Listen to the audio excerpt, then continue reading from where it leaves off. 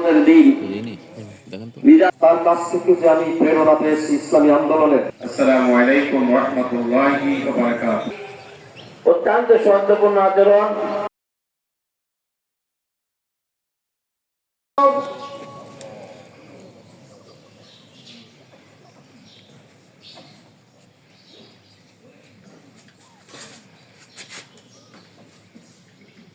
আল্লাহু আকবার।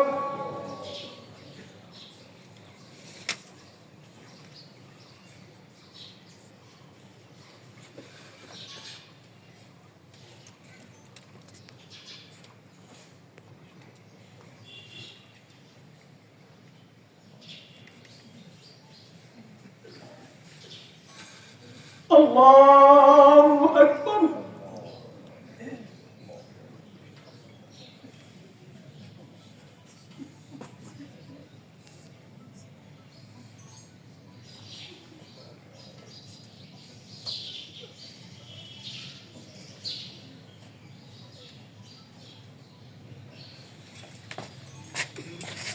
السلام عليكم ورحمة الله. الله أكبر. السلام عليكم ورحمة الله. السلام عليكم ورحمة الله.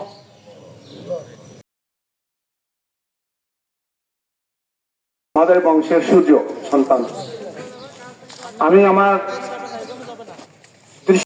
কিন্তু আমি এমন একটা লোক পাই নাই আমার মহলে আমার অনেকে আল্লাহ রাব্বুল আলামিন দুনিয়া থেকে নিয়ে চলে গেছেন। ওনার প্রধানদের জীবনের ভুল ত্রুটির জন্য আল্লাহর কাছে ক্ষমা চাওয়া দরকার। এই কামনা করে আমি আমার কথা শেষ করছি। আসসালামু আলাইকুম ওয়া রাহমাতুল্লাহ। বাংলাদেশ ইসলামী আন্দোলনের নড়াইল জেলা শাখার সংগ্রামী জেলা সভাপতি। অত্যন্ত শোকাহত। আমার জ্ঞান নয়, আমার কিয়ামতের দিন মিজানের পাল্লা ভারী হবে। ওই ব্যক্তির জীবনের বিরাট এক বৈশিষ্ট্য। আমি রাজনৈতিক ভাবে করি, বাড়ি আসলে দেখা হলে হাসি মুখে, আমার বয়স অনেক বড়, কিন্তু কোনোদিন আমার আচরণের বিনিময়ে আল্লাহ রাব্বুল আলামিন তাকে মাফ করে দিবেন। আশা করি আল্লাহ রাব্বুল আলামিন তার জিন্দেগীর সকল গুনাহ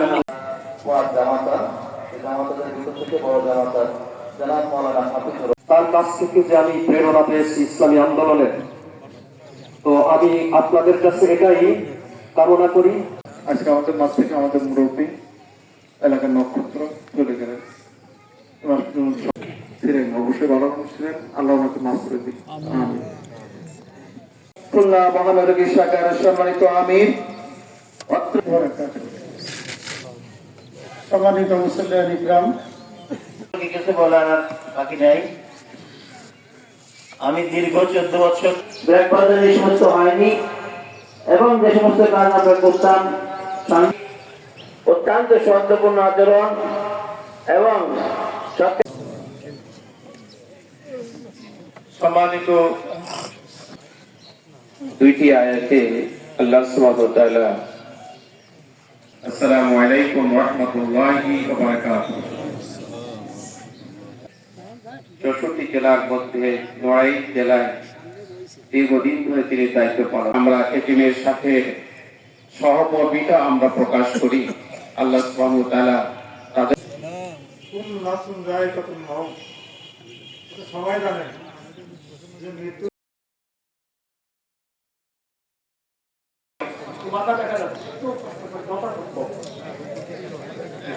আলহামদুলিল্লাহি রাব্বিল আলামিন ওয়াসসালাতু ওয়াসসালামু আলা রাসূলিহিল কারীম ওয়া আলা আলিহি ওয়া সাহবিহি আজমাইন।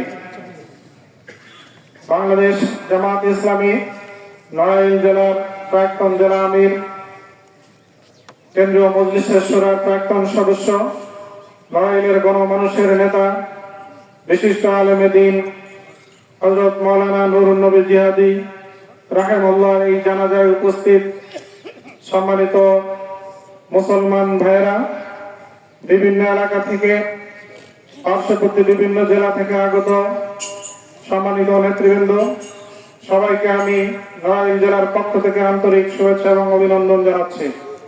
আজকে সময়ের স্বল্পতার কারণে আমরা অনেক মেহমান এখানে এসেছিলেন।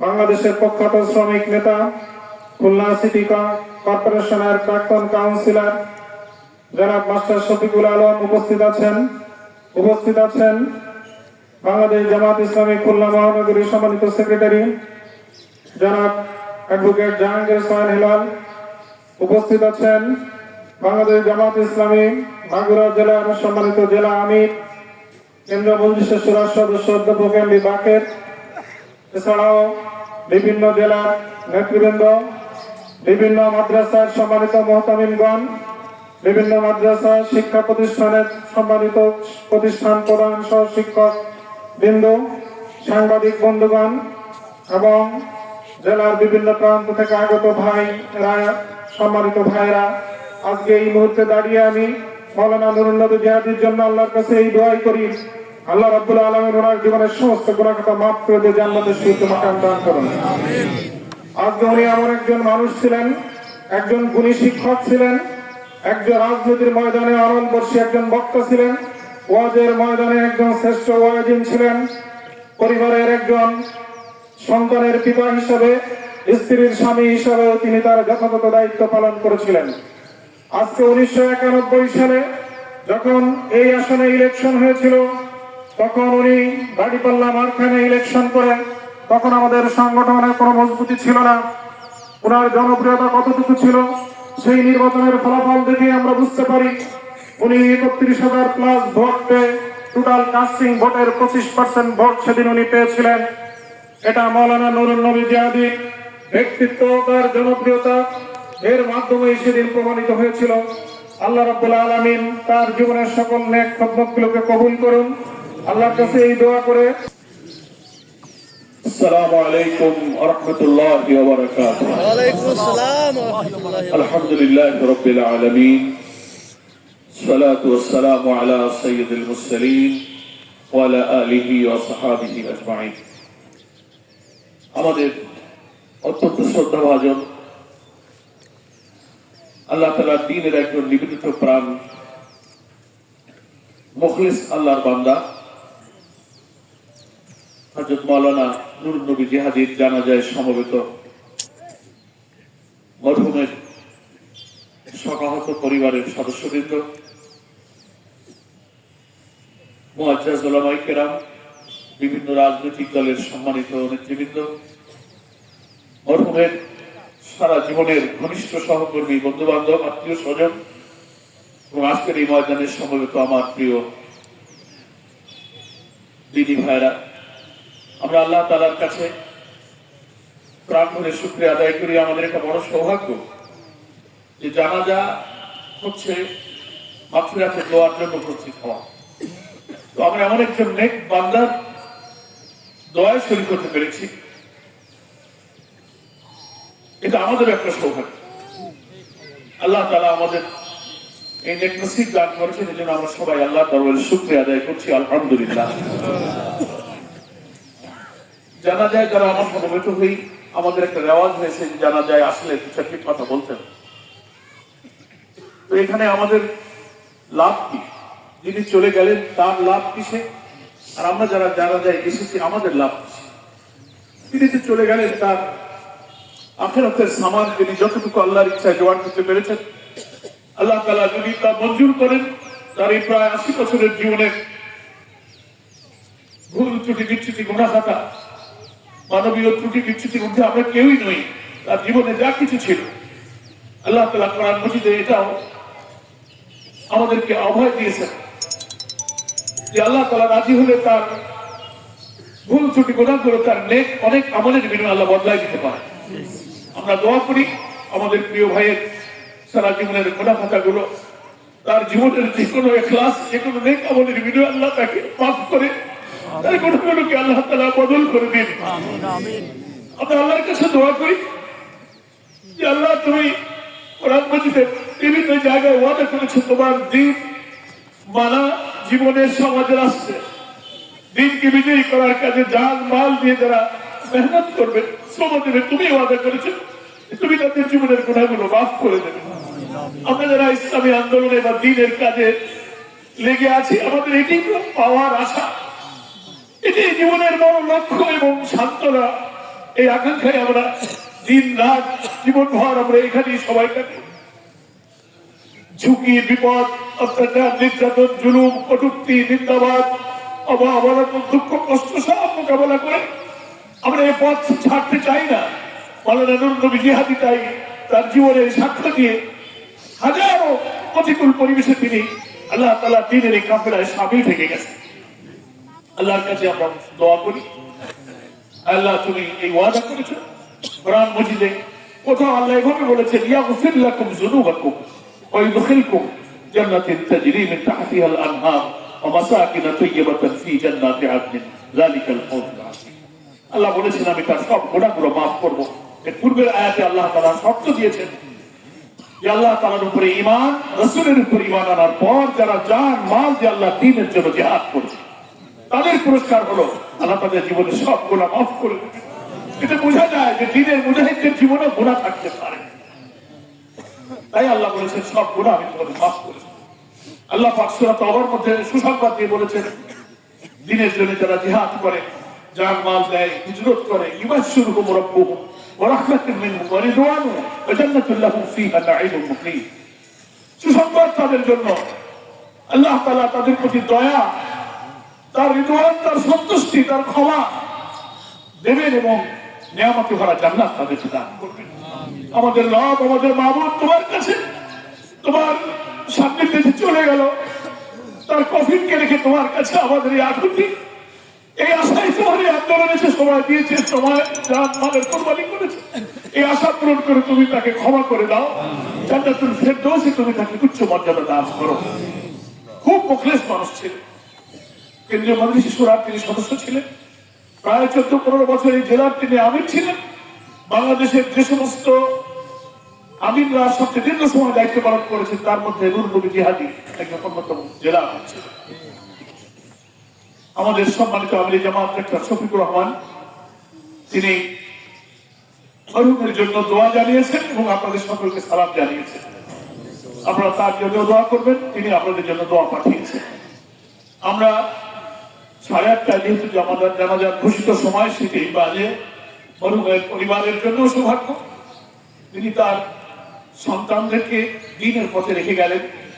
আত্মীয় স্বজন, বন্ধু বান্ধব, আমরা যেন তার চলে যাওয়ার পর তার জন্য মাগফিরাতের দোয়া অব্যাহত রাখি এবং এই অঞ্চলে ইসলামী আন্দোলনের কাজে আজকের যে অগ্রগতি, আজকের যে সংগঠনের বিস্তৃত রূপ, এই ময়দানে অনেক জেলা আমিররাও বিদায় হয়ে গেছেন। ডাক্তার আবুল হোসেন সাহেব, তার জানাজায় আমার আসার সৌভাগ্য হয়েছিল। এনামুল হক বাচ্চু ভাই, তিনি মুক্তিযোদ্ধা, তিনিও জেলা আমির ছিলেন। আজকের এই দোয়ার মজলিসে আমাদের এই সব ময়দানের যারা নেতৃত্ব দিয়েছিলেন, যারা অনেক মুরব্বী আলিকেরাম এই জনপদে কালেমার আওয়াজকে বুলন্দ করার জন্য ঘরে ঘরে, বাড়িতে বাড়িতে, মহল্লায় মহল্লায় হেঁটে হেঁটে তাদের পাকে ধুলামলিন করেছেন, কষ্ট করেছেন, সেই খেদমতের বিনিময়ে আজকের জামাত ইসলামী এবং তথা ইসলামী আন্দোলনের দাওয়াতের কাজ একটি বহিরুহ সংগঠনে পরিণত হয়েছে। আল্লাহ তাআলা তাদের সমস্ত খেদমতকে কবুল করুন, আল্লাহ তাদের সকলকে মাগফিরাত দান করুন। তার রেখে যাওয়া এই আমানত এখন যারা ধারণ করছে, আল্লাহ তাআলা তাদেরকে দৃঢ়তার সাথে এই আমানত বহন করার শক্তি মুক্ততা দান করুন। আমা তৌফিক ইল্লা বিল্লাহ, হাযা মা ইনদি ওয়াল ইলমু ইনদাল্লাহ, আলাইহি তাওয়াক্কালতু ওয়া ইলাইহি উনীব। আসসালামু আলাইকুম ওয়া রাহমাতুল্লাহি ওয়া বারাকাতুহু। নির্বাচনের সাথে সংশ্লিষ্ট যত বিভাগ এবং ডিপার্টমেন্ট আছে, এটা আমার মনে হয় আগামী 6 মাসের মধ্যে এই সংস্কারগুলো শেষ করা সম্ভব। আগামী 6 মাসের মধ্যে নির্বাচনের সাথে রিলেটেড ডিপার্টমেন্টের সংস্কার সম্পন্ন করা সম্ভব। দেন সংস্কার কাজ সমাপ্ত করার পরে অন্তর্বর্তীকালীন সরকারের উচিত একটা ইলেকশনের রোডম্যাপ ঘোষণা করা। সেই রোডম্যাপ কতদিনে কিভাবে করবে সে ব্যাপারে আমরা জামাত ইসলামী আমরা সরকারকে বলেছি যে একটা নিরপেক্ষ নির্বাচন করতে আপনার যে রাষ্ট্রীয় প্রস্তুতি, প্রশাসনিক প্রস্তুতি নিতে গ্রহণযোগ্য যৌক্তিক যতটুকু সময় লাগবে জামাত ইসলামী সেই সময় দিতে প্রস্তুত আছে। এখন অনেকে বলছেন খুব লম্বা হয়ে যাবে। আমরা বলি যে নির্বাচনের জন্য আমরা 15 বছর অপেক্ষা করতে পারলাম, সেই নির্বাচনকে সুষ্ঠু করার জন্য যদি 2-3-4 মাস আগে হলো কি পরে হলো, that is not important. Important হচ্ছে ইলেকশনটা নিরপেক্ষ হবে কিনা। আমি 4 বছর সময় দিলাম সরকারকে, কিন্তু ইলেকশন আবার ওই 14, 18, 24-এর মতো হলো, তো এই সময় দিতে কোনো লাভ হলো না। সেজন্য আমরা বলছি টাইম আমাদের কাছে ইম্পর্ট্যান্ট নয়, ইম্পর্ট্যান্ট হচ্ছে নির্বাচনটা নিরপেক্ষ হবে কিনা। সেই নিরপেক্ষ হওয়ার জন্য সরকারের যৌক্তিক যতটুকু সময় প্রয়োজন জামাত ইসলামী সেই সময় দেওয়ার জন্য প্রস্তুত আছে।